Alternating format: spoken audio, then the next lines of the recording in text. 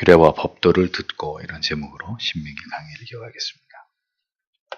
모세는 신명기 4장에서 율법에 대한 순종의 중요성을 강조했습니다. 그리고 이제 본장에서는 더 나아가서 이제 그 율법의 구체적인 내용을 다시 밝히고 있죠. 근데 그 내용은 전혀 새로운 것이 아니라 40여 년 전에 시내산에서 받은 그 10계명, 그 도덕법을 다시 재강론하는 것이었습니다. 구체적인 규례와 법규에 대해서 다시 출애굽의 2세대들에게 권면하고 있고, 그리고 이제 역사적인 어떤 회고를 모세가 출애굽의 2세대들에게 드러내고 있는 내용이 신명기 5장에 펼쳐지고 있죠. 모세는 이 하나님의 위대한 계명과 법은 출애굽의 2세대들인 그대들에게도 그대로 적용된다고 강조하면서 이제 그들을 향한 두 번째 설교를 시작을 하고 있습니다. 자, 여러분, 이렇게 본문을 쭉 따라가다가 한번 생각해 볼 필요가 있는 거죠. 왜 모세는 이 시점에서 다시 출애굽의 1세대들이 지켰던 바로 그 여호와의 규례와 법도를 그대들도 지켜 행하라는 말로 출애굽의 2세대들에게 이것을 설교하고 있는지, 그 이유와 의미를 우리가 생각해 볼 필요가 있다는 것입니다. 또 이것은 오늘을 살아가는, 이 시대를 살아가는 우리에게 어떤 영적인 교훈이 담겨 있는지를 우리가 살펴볼 필요가 있는 것입니다. 자, 오늘 본절의 말씀 한 절이지만 다시 보십시오. 그리고 모세가 모든 이스라엘을 불렀다. 그리고 그가 그들에게 말하였다. 이스라엘아, 너는 내가 오늘 너희의 귀 속에 말하는 규례들과 법도들을 들으라. 너희의 귀 속에 말하는 규례들과 법도들을 들으라. 그리고 너희는 그것들을 배우라. 그리고 너희는 그것들을 행하기 위해서 지키라. 독립되어 있는 명령문들로 이 한 구절의 말씀들이 채워져 있습니다. 각각의 독립되어 있는 그런 몇몇의 그 명령문으로 이 구절이 구성이 되어 있는데, 그렇습니다. 모든 시대의 하나님의 이 도덕법은 동일하게 적용됩니다. 그게 출애굽의 1세대든지 2세대든지 그 이후에 오늘의 우리에 이르기까지 그것은 유효합니다. 규례와 율례와 법도는 모든 시대 그리스도인들이 지켜야 할 여호와 경외함의 도입니다. 물론 그것을 지켜서 구원받는다고 하는 율법주의는 폐기됐어도 율법 자체가 우리에게 율법 자체의 무용론을 우리가 이 시대에 받아들이거나 주장하는 것은 결코 아니죠. 그렇기 때문에 율법을 통해서 여호와 경외함의 도는, 이것을 배우는 일은 주님 오시는 그날까지 자손만대 계속 되어져야 될 일입니다. 모세의 이 강조하고 있는 말씀은, 그러니까 모든 시대를 초월해서 하나님의 백성들에게 하나님께서 하나님의 말씀에 대해서 어떤 진지한 태도와 자세를 바라시는지를 우리에게 정확하게 보여주고 있는 말씀이라는 거죠. 모세는 이스라엘을 부릅니다. 모세가 온 이스라엘을 불러, 이렇게 돼 있잖아요. 근데 여기서 부르다라는 단어는 큰 소리로 이스라엘을 불러 모은다는 뜻입니다. 모세가 큰 소리로 이스라엘을 불렀지만 당시 여러분 이스라엘의 인구는 이스라엘의 남자 수만 해도 60만 명이 넘어가고 있었습니다. 엄청난 수죠. 그렇기 때문에 확성기도 없고 그 엄청난 인원이 다 이렇게 모일 만한 그런 넓은, 그 당시에 그쪽에 그런 지역도 없었고, 때문에 온 이스라엘을 다 모았다고 성경에 기록은 돼 있지만 이 모든 이스라엘 백성들이 다 모세 앞으로 나온 것은 아니고, 백성들의 대표격인 장로들을 모아놓고 모세는 이제 그들을 통해서 모든 이스라엘의 족속들에게 하나님의 말씀을 전달하도록 이런 방식을 취했을 것으로 보입니다. 중요한 것은 이 말씀을 들어야 될 대상은 온 이스라엘, 모든 백성이다 하는 점을 성경이 분명하게 명시하고 있다는 것입니다. 하나님께서는 오늘도 이렇게 자기 백성들을 부르십니다. 자기 백성이 아닌 자들은 하나님이 부르실 이유도 없고 그 부름에 그들은 응하지도 않습니다. 규례와 법도를, 하나님이 말씀하신 그 규례와 그 법도를 지켜야 될 자들, 그 규례대로 살아가야 될 자들, 그러니까 하나님의 택하신 자녀들, 하나님을 그렇게 예배할 자들, 하나님을 그렇게 경외할 자들, 하나님을 그렇게 사랑할 자들을 오늘도 불러 모으십니다. 자기가 누군지도 모르고 저 세상에서 그렇게 살아가던 자들이었지만 하나님이 어느 날 그들을 부르십니다. 네가 누군 줄 아느냐? 너는 내 자녀다. 내 아들의 핏값으로 다시 그 죄악 가운데서 건져낸 너는 내 것이다 하고 하나님이 불러내시는 것입니다. 그가 하나님의 자녀인 것을 어느 시점에선가 알게 하시는 거죠. 이 세상 사람들과 구별된 하나님의 백성임을, 그들을 하나님 앞으로, 말씀 앞으로 불러서 그 음성을 그 귀에 또렷하게 들려주심으로써 그들이 어느 시대 어느 곳에 있든지 하나님의 자녀들이라는 사실을 정확하게 그들로 하여금 깨닫고 발견하게 하십니다. 하나님께서 부르시지 않은 자는 여러분 이 자리에 이렇게 이 말씀을 들을 수가 없습니다. 하루 이틀이죠. 진리의 말씀 안에 그 영혼이 아무런 반응을 할 수가 없습니다. 하나님이 부른 자가 아니고 그 귀 속에다가 진리를 들려주는 자가 아니면 그렇게 될 수밖에 없는 것입니다. 나를 부르신 분이 누구신지를 전혀 인식하지도 못하고 그분을 알고 싶지도 않고 하나님은 하나님, 나는 나하고 아무 관계가 없는 존재, 거기서 한치도 더 앞으로 나아갈 수 없다는 거죠. 하나님이 부른 자가 아니라면. 하나님의 백성들은 그러나 하나님의 부르심에 응합니다. 언제나 어디서나 나를 부르시는 하나님의 그 음성을 듣습니다. 어떤 사람은 매일매일 친밀하게 그 음성을 듣는 사람이 있는가 하면 어떤 사람은 그 하나님을 멀리하고 세상으로 나아가다가 어느 날 하나님이 그 영혼의 귀에다가 쨍 하고 하나님이 그의 귀에다가 그의 이름을 부르면서 그를 부르실 때가 있단 말이에요. 다시 돌아오게 할 때가 있단 말이죠.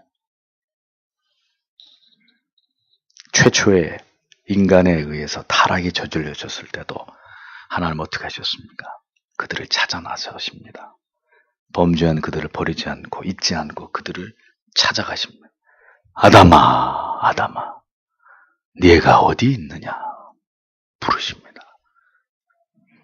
베들에서 돌베개를 베고 누운 처량한 신세에 부모님의 고향을 떠나서 형의 위협으로부터 정처 없이 이제 외삼촌 집으로 떠나는 그 야곱에게 그 밤에 주께서 찾아오십니다. 주를 배반했던 제자들도 베드로에게도 주님께서는 다시 찾아오셔서 그 이름을 다정하게 불러주셨습니다. 배신자인 베드로에게. 요한의 아들 시몬아, 내가 다른 사람들보다 나를 더 사랑하느냐? 시몬아, 불러오게 하시는 하나님이십니다. 지금 여러분이 어디에 있을지라도, 무엇을 하고 있을지라도, 어떤 삶을 살아가고 있을지라도 하나님은 여러분을 반드시 여러분이 있어야 할 자리로 불러오시는 하나님이십니다. 그분의 손길에서 벗어날 수 있는 사람은 아무도 없어요. 신자는 그 거룩한 하나님의 부르심에 응해서 그 앞으로 나아가야 할 거부할 수 없는 의무가 있는 사람들입니다. 하나님은 언제나 그렇게 하나님의 사람들을 모든 시대 속에서 소집시키십니다. 어디로? 에클레시아, 교회로, 예배로, 진리의 말씀을 들을 기회로, 은혜를 더하시는 방편 안으로, 성도의 아름다운 모임 속으로 하나님은 언제나 우리를 불러 모으시는 아버지십니다. 암탉이 그 새끼를 날개 안으로 불러들이듯이, 그래서 그 가운데 하나님의 뜻을 그 자녀들에게 이 시대 속에서도 전달하시는 아버지십니다. 하나님은 성도를 부르시고 그리고 그들에게 그 다음에 말씀하시는 하나님이십니다. 부르고 그 다음에는 말씀하십니다. 우리에게 필요한 모든 것을 말씀해 주시는 아버지십니다.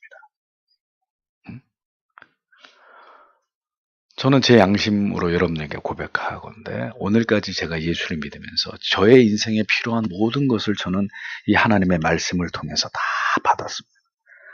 어느 하나도 이거는 하나님 아니죠 라든지 왜 이번에는 말씀하지 않으십니까? 하는 경우가 없이 언제나 아버지 말씀해 주십시오. 아버지의 뜻이 어디 있는지를 깨닫게 해 주십시오. 저는 어리석고 바보 같고 미련한 인생에 지나지 않습니다. 부디 저에게 아버지의 뜻이 뭔지를 알려주십시오. 하나님은 오늘도 그러한 겸비한 마음으로 엎드려서 주님 말씀해 주십시오 하는 사랑하는 자녀에게 말씀하시는 하나님이십니다. 우리에게 필요한 모든 것, 우리가 알아야 될 모든 것들을 말씀을 통해서 우리의 귀에다가 그것을 듣게 해주시는 하나님이시라는 거죠. 세상이 줄 수 없는 위로와 그리고 영혼을 솟아치듯이 깨우는 책망과 그리고 가슴을 쪼개고 영혼에 깊이 심기워지는 깨달음으로 우리의 마음에다가 오늘도 말씀하고 계시는 하나님이십니다. 성도를 부르시고 성도에게 말씀하시는 하나님이시라면 성도가 그 은혜로운 부르심에 대해서 취해야 될 바가 무엇이겠습니까? 그 부르심에 응해서 기꺼이 달려가는 것입니다. 저 대관령에 그 양떼 목장에 한번 간 적이 있는데 양떼한테 아무리 소리를 질러도 이 이방인이 가가지고 소리를 질러 양떼는 쳐다보지도 않습니다. 그러니까 쉽게 말하면 양떼가 좀 미쳤나 이런 눈으로 저를 보고 근데 잠시 후에 놀라운 일이 벌어지더라고요. 그 이제 어떤 사람이 이렇게 갑자기 양떼들이 막 이렇게 움직이는 소리가 들려서 이렇게 보니까 그 양떼 목장에 목자가 나타난 거예요. 그래서 몇 마디 어떻게 자세히 기억이 안 나는데 뭐라 그러니까 그 양떼들이 마치 사람이 사는 말귀를 알아듣고 이렇게 움직이듯이 그 목자 앞으로 확 이렇게 한 떼가 한 무리가 새끼부터 어미까지 이렇게 몰려가는 모습을 제가 보고 요한복음의 말씀이 생각이 난 거죠. 내 양은 내 음성을 듣나니. 그 목자 음성을 알아듣고 목자 앞으로 우르르 몰려오는 거예요. 하나님의 자녀들은 하나님의 회집 앞에 그 거룩한 집결호가 울려 퍼질 때 그 앞으로 교회로 말씀의 자리로 나아가는 사람들입니다. 모여오는 사람들이에요. 하나님이 절대로 우리를 실망시키는 하나님이 아니라는 걸 알기 때문에 불러서 그들에게 말씀하시는 하나님에 대해서 인간이 할 수 있는 게 뭡니까? 내가 너희 귀에 말하는 규례와 법도를 듣고 너희는 들으라. 이 부분에 이제 직역을 하면 너희는 들으라 이렇게 요 구절이 시작이 되는데 쉐마 이스라엘 이런 말입니다. 히브리 말로 쉐마 이스라엘 들으라. 쉐마 이스라엘 들으라. 너희는 들으라. 분명한 순종을 요구하시는 이건 명령입니다. 한번 들어보지 않을래? 이게 청유가 아니라 들으라. 이스라엘아 너는 들으라. 쉽게 말하면 너는 들어야 되는 존재고 나는 너에게 명령을 하는 존재다.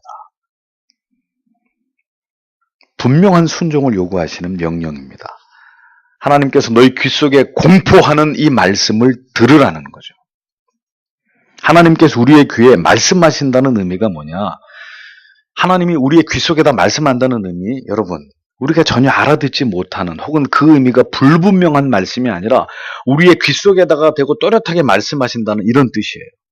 그러니까 못 알아듣는 말로 우리는 한글밖에 모르는데 일본 말로 말하는 그런 하나님이 아니라 우리가 알아들을 수 있도록 그 말씀에 반응할 수 있도록 그 말씀에 깨달음을 얻을 수 있도록 우리의 귀 속에다가 또렷하게 그 말씀을 집어넣어 주시는 하나님이시라는 거예요.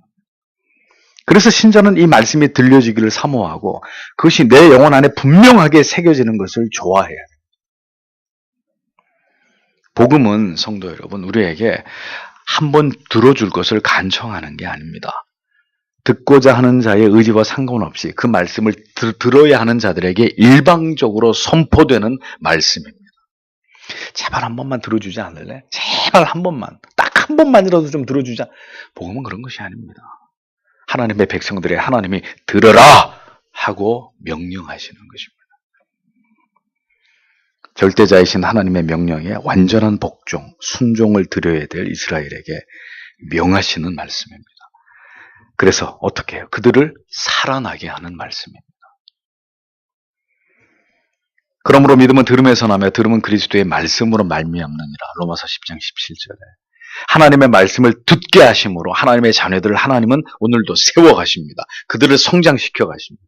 하나님의 말씀을 듣게 하심으로 그 진리의 깨달음이 우리 영혼 속에 깊이 들려지게 하심으로 이것을 통해서 진리의 깨달음을 우리한테 주시고 우리 안에 믿음을 불어넣으시는 예? 아브라함에게 찾아오셔서 계속 내가 여호와다.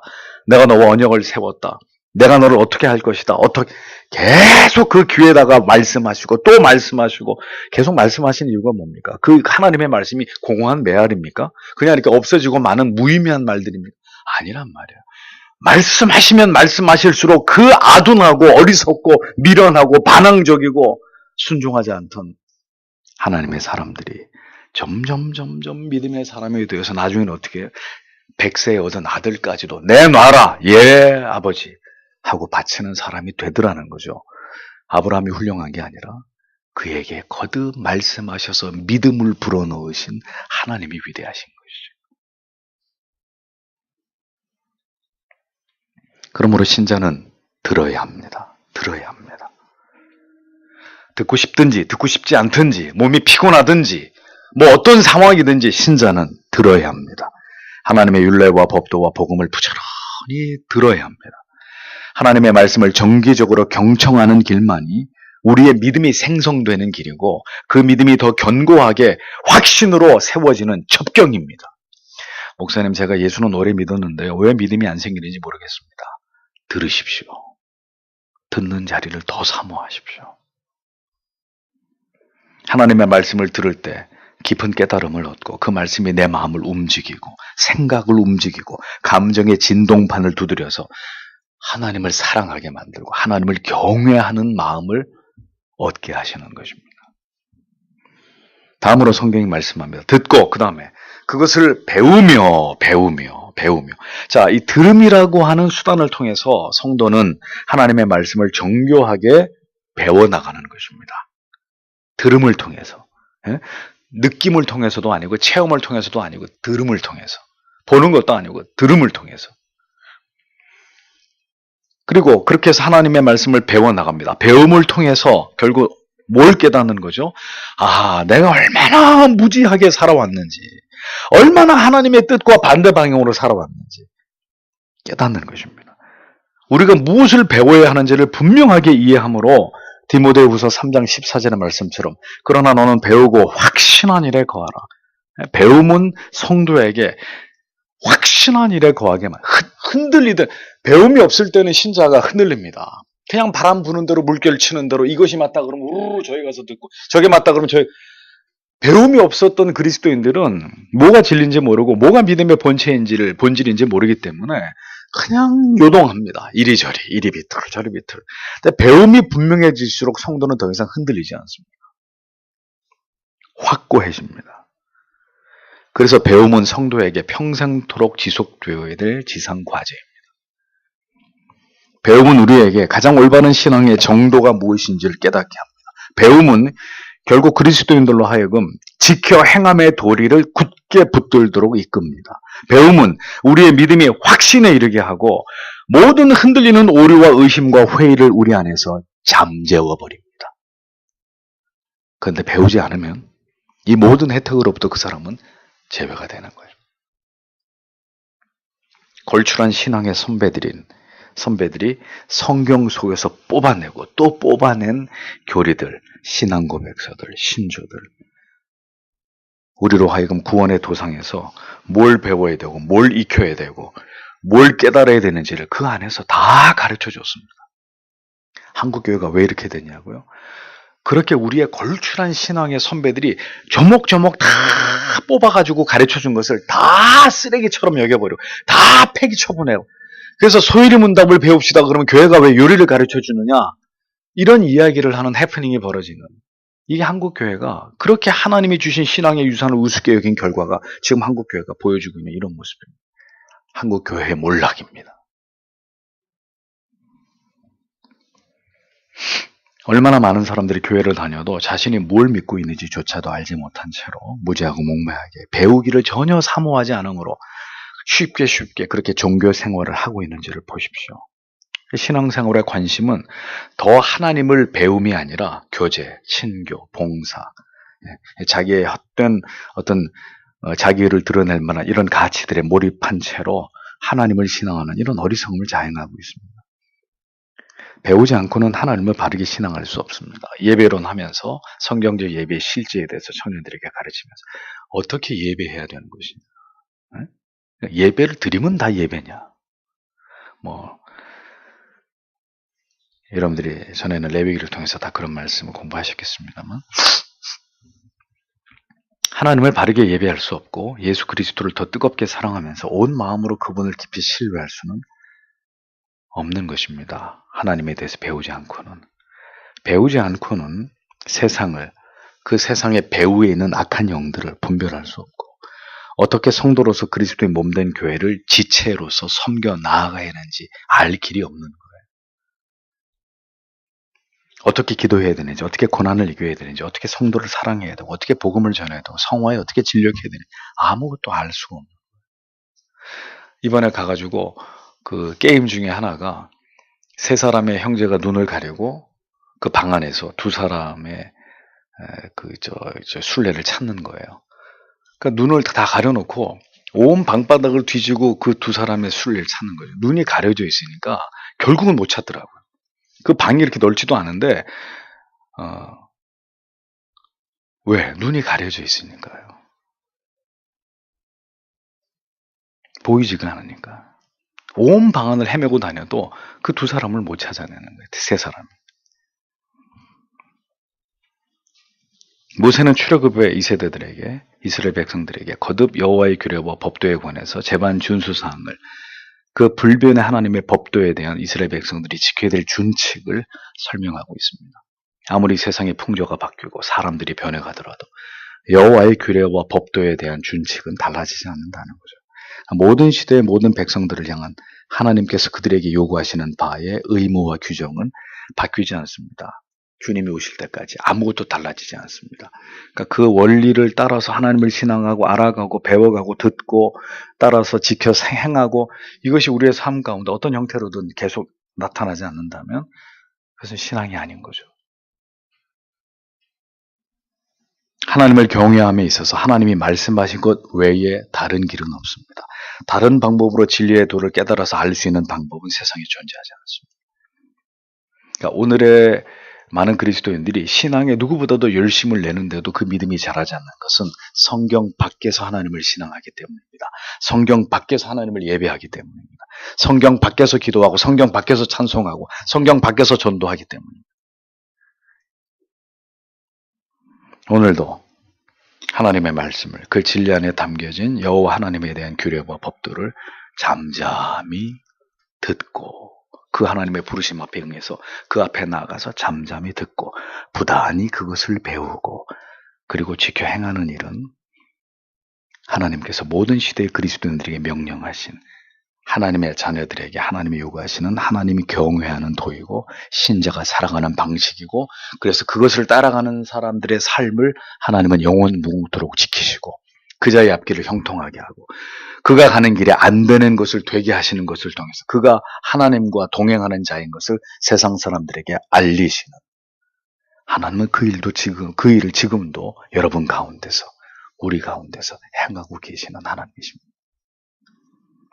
그러므로 오늘도 이 말씀을 듣는 성도 여러분, 그 가르침을 지켜 행하고 진리의 도를 따르는 모든 성도들이 될 수 있도록, 우리의 사랑하는 자녀들, 청년, 대학, 부지체들, 이 죄악 많은 세상에서 뜻을 세우고 그렇게 하나님을 평생토록 경외하는 우리의 2세대들이, 이 땅의 젊은이들이 되게 해달라고 오늘은 그렇게 기도해 주시기를 부탁드리겠습니다. 기도하겠습니다.